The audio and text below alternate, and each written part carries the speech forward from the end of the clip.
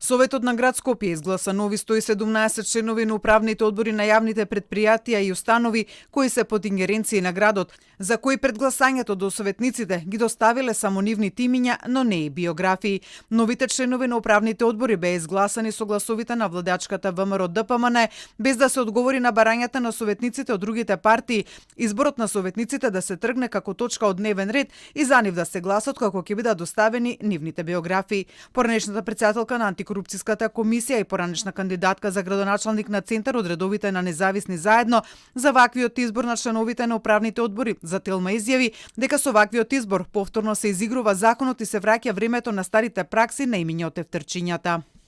И со златни букви да ги напишеме законите, битна е намерата. Ако е намерата да се работи честно и поштено и да се знае кој ќе управува со јавните претпријатија, тогаш и да нема измени во законот, ќе се изберат членови како што треба. А вака, не знам какви закони да напишеме, повторно ќе се тера по старо. Навистина не ми е јасно до кога вака. Измените на законот за јавни претпријатија и тоа во делот на назначување на членови на управни и надзорни одбори се јасни, односно предвидуваат распишување на јавен оглас за пополнување на местата во одборите, но за стручни и компетентни кандидати кои треба да исполнуваат соодветни услови. Целта на измените беше да се запрат партиските пазарења во телата кои ги управуваат и контролираат работењата на јавните претпријатија да влезат професионалци.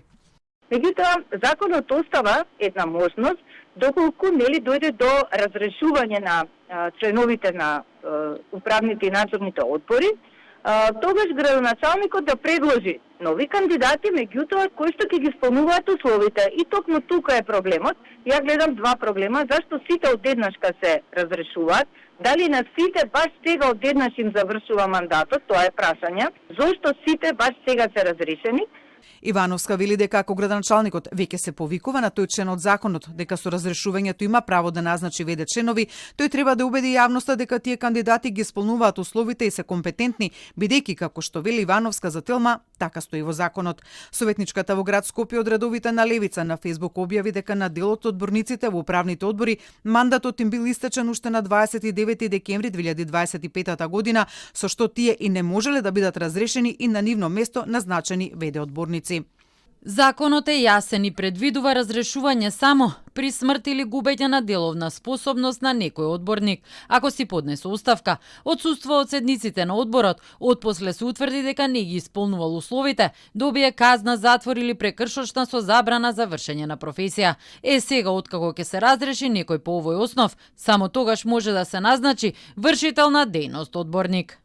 Телма побара став од градоначалникот на град Скопје, Орце Ѓорѓиевски, за назначување на веде одборници во управните и надзорните одбори на претпријатијата на градот, без да се познати нивните биографии и компетенции, но до овие вести ниту од него, ниту од неговиот кабинет не стигна одговор.